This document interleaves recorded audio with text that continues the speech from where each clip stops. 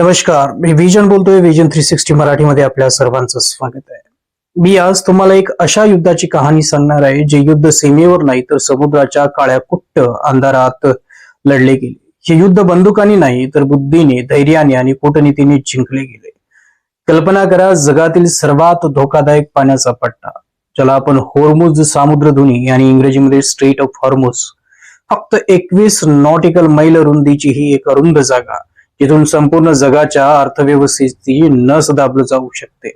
आज ही सामुद्रधुनी एका अदृश्य युद्ध क्षेत्रात बदलली आहे. येथे इराणचे अवैध जीपीएस भिंत आणि आकाशात घेरट्या घालणारे अमेरिकेचे हायटेक ड्रोन आहे आणि क्षेपणास्त्राचा पाऊस पाडणारी इस्रायलची लढाऊ विमाने आहेत. या महासत्ताच्या साठमारे जगातील महाकाय तेल टँकर्स एका रात्रीत रडारवरून गायब होतात आणि थेट हजारो मैल दूर सुरक्षितपणे मुंबईच्या किनारपट्ट्यावर प्रकट होतात. हे एखादं हॉलिवूड चित्रपटाचं कथानक वाटत ना, पण हे सत्य आहे. ही कथा आहे भारताच्या एका अशा गुप्त विजयाची ज्याने संपूर्ण जगाला आश्चर्याचा धक्का दिला आहे. पहिला भारतीय टँकर शेनलॉग सुखरूप मुंबईत पोहोचलाय. दुसरा इंडियन फ्लॅग जहाजाला ग्रीन सिग्नल मिळाला आहे. पण पाचवा टँकर कधी येणार? आणि सर्वात महत्वाचे म्हणजे जेव्हा आंतरराष्ट्रीय बाजारात तेलाच्या किमती $88 पुढे बढ़त होत्या, तेव्हा भारताने कूटनीतीच्या जोरावर शत्रूला कसे संपवले. आज आपण या गुप्त युद्धाचा पडदा उलगडणार आहोत. ही कहाणी शेवटपर्यंत ऐका. सुरुवात करूया 1 मार्च 2026 पासून. होर्मुझ सामुद्रधुनीतून जगाचे तब्बल 20% कच्चे तेल जाते. ही जगाची ऑइल चोक पॉइंट आहे. पण 1 मार्चला इथे जे घडले त्याने जागतिक बाजारात भूकंप आणला. इराणचे अमेरिकेने एक अत्याधुनिक ड्रोन पाडले. प्रत्युत्तरात इस्रायलने काही लक्ष्यावर क्षेपणास्त्रे टाकली. परिणाम काय झाला? एका रात्रीत होर्मुझ मधली ट्रॅफिक 90% ठप्प झाली. विचार करा, 90%. सलग 10 महाकाय तेल टँकर्सवर हल्ले झाले. समुद्रात भूसुरुंग माइन्स लावण्याची धमकी देण्यात आली. आणि या सर्वांचा सर्वाधिक फटका कोणाला बसणार होता? भारताला. कारण आपल्या देशाच्या एकूण गरजेपैकी तब्बल 45% कच्चे तेल याच मार्गाने येते. जर हा मार्ग बंद पडला तर एका चुकीने, एका क्षेपणास्त्राने भारताची संपूर्ण अर्थव्यवस्था पत्त्यांच्या बंगल्यासारखी कोलमडून पडू शकते. कारखाने बंद पडतील, पेट्रोल पंप कोरडे पडतील आणि महागाईचा भडका उडेल. जग बघत होते की आता भारत काय करणार. अमेरिका आणि चीन एकमेकावर आरोप प्रत्यारोप करण्यात व्यस्त होते, पण भारताने आरडाओरडा न करता एक शांत, एक अत्यंत धाडसी पाऊल उचलले. डार्क मोड आणि कॅप्टन संजय वर्माचे शौर्य आपण पाहूया. अरबी समुद्रात एका जहाजाची डार्क सावली आणि रडार जॅमिंगचे व्हिज्युअल्स तुम्ही आता बॅकग्राऊंडला पाहत असावं. जेव्हा जगातले मोठे मोठे देश आपापली जहाजे मागे घेत होते, तेव्हा भारताचा एक महाकाय टँकर शेनलॉग होर्मुझच्या दिशेने पुढे सरकत होता. या जहाजाचे नेतृत्व करत होते भारतीय कॅप्टन संजय वर्मा.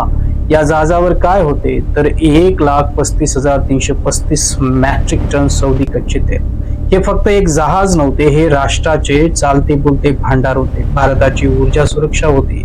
इराणने समुद्रात कोब्रा V8 हे अत्यंत धोकादायक जीपीएस जॅमिंग तंत्रज्ञान सुरू केले होते. यामुळे जहाजांचे नेव्हिगेशन सिस्टीम आंधळे होत होते. अशा वेळी कॅप्टन वर्मा यांनी एक ऐतिहासिक निर्णय घेतला. त्यांनी जहाजाची AIS, ज्याला आपण ऑटोमॅटिक आयडेंटिफिकेशन सिस्टीम, बंद केली. सोप्या भाषेत सांगायचे तर त्यांनी जहाज डार्क मोड मध्ये टाकले. ते रडारवरून गायब झाले. 8 मार्चला होर्मुझच्या परिसरात 8 डार्क जहाजे सॅटेलाइटला दिसली, पण त्यातले नेमके भारतीय जहाज कोणते हे कोणाला शोधता आले नाही. कॅप्टन वर्मा यांनी कोणत्याही आधुनिक जीपीएस वर अवलंबून न राहता पारंपरिक नेव्हिगेशनच्या म्हणजे ताऱ्यांच्या आणि होका यंत्राच्या साहाय्याने जुन्या पद्धतीचा वापर करून इराणची ती जीपीएस भिंत भेदली. आणि अखेर 11 मार्चच्या रात्री बरोबर 8 वाजता अंधार चिरत हे जहाज मुंबईच्या किनाऱ्यावर सुरक्षितपणे पोहोचले. हे केवळ कॅप्टन वर्माचे यश नव्हते, तर हे अत्याधुनिक किंवा आधुनिक तंत्रज्ञानाच्या मार्गावर भारतीय बुद्धिमत्तेने मिळवलेले वर्चस्व होते. जयशंकर यांची शांत कूटनीती. पाठीमागे तुम्ही ग्राफिक्स पाहत असावं. पंतप्रधान मोदी, एस जयशंकर आणि इराणच्या परराष्ट्र मंत्र्यांचे फोटोज तुम्हाला हे पाठीमागे दिसत असावं. आज या 12 मार्च आहे. शेनलॉग मुंबईत पोहोचले, पण कहाणी इथे संपत नाही. अजून 24 भारतीय जहाजे इथेच अडकलेली होती. इथेच भारताच्या परराष्ट्र धोरणाची खरी ताकद जगाला दिसली. परराष्ट्र मंत्री एस जयशंकर यांनी तातडीने इराणच्या परराष्ट्र मंत्र्याशी थेट संवाद साधला. त्यांनी कोणतीही धमकी दिली नाही, पण त्यांचा संदेश स्पष्ट होता. भारतीय जहाजांना सुरक्षित रस्ता मिळालाच पाहिजे. या डिप्लोमसीचा परिणाम असा झाला की आज दुसऱ्या इंडियन फ्लॅग्ड टँकरला इराणकडून अधिकृत ग्रीन सिग्नल मिळाला आहे. भारताने तातडीने 20 टँकरना परवानगी मागितली असून इराणने इंडियन फ्लॅग असलेल्या जहाजांना एक प्रकारचा स्पेशल पास दिला आहे. अमेरिका आणि चीन युद्धाच्या वल्गना करत असताना भारताने पूर्णपणे तटस्थ राहून आपले हित साधले. जागतिक प्राइम्स शॉक रोखण्यात भारताची ही भूमिका अत्यंत महत्वाची ठरली. यालाच म्हणतात वसुदैवम कुटुंबकमची खरी ताकद. भारताने फक्त स्वतःची ऊर्जा सिक्युरिटी वाचवली नाही, तर संपूर्ण आशियाई अर्थव्यवस्थेला एका मोठ्या संकटातून तारले आहे. पण तुमच्या मनात प्रश्न असेल, उर्वरित जहाजांचे काय? 24 जहाजे अजून तिथे आहेत. आमच्या सूत्रानुसार 5वा टँकर या शनिवारपर्यंत भारतात अपेक्षित आहे. आर्थिक सुनामी आणि सामान्य माणसाचा खिसा कसा आहे ते पाहूया. आता या सगळ्याचा तुमच्याशी काय संबंध? तर आंतरराष्ट्रीय राजकारण ऐकायला छान वाटतं, पण त्याचा तुमच्या खिशावर काय परिणाम होतो जरा या आकड्याकडे लक्ष द्या. मार्चच्या सुरुवातीला ब्रेंट क्रूड $69 प्रति बॅरलवर होते. आज ते $88 वर पोहोचले आहे. WTI क्रूड $85 वर आहे. याचा अर्थ अवघ्या 5 दिवसात कच्च्या तेलाचे दर तब्बल 28% उसळले आहेत. याचा थेट परिणाम काय होईल? भारतात पेट्रोल लवकरच 105 रुपयांच्या पुढे आणि डिझेल 95 रुपयाच्या पुढे जाण्याची दाट शक्यता आहे. शेअर बाजारात IOCL आणि BPCL सारख्या तेल कंपन्यांचे शेअर्स 30% वधारले आहेत, कारण बाजारात अस्थिरता आहे. सरकारकडून सांगण्यात येत आहे की इन्फ्लेशनर महागाईवर फारसा फटका बसणार नाही, पण खरंच तसं आहे का?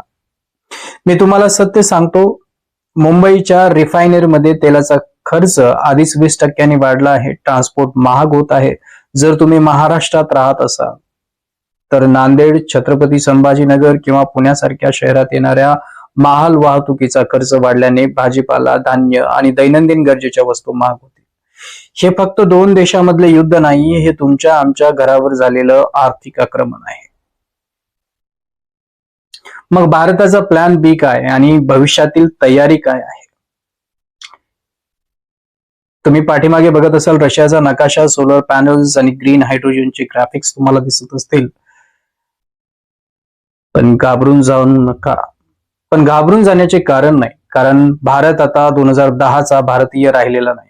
भारताने काय केलं? पंतप्रधान मोदींच्या दूरदृष्टीचे आणि डिप्लोमसीचे भारतीयाने रशियाकडून तातडीने 10 लाख बॅरेल अतिरिक्त तेल मिळवले आहे.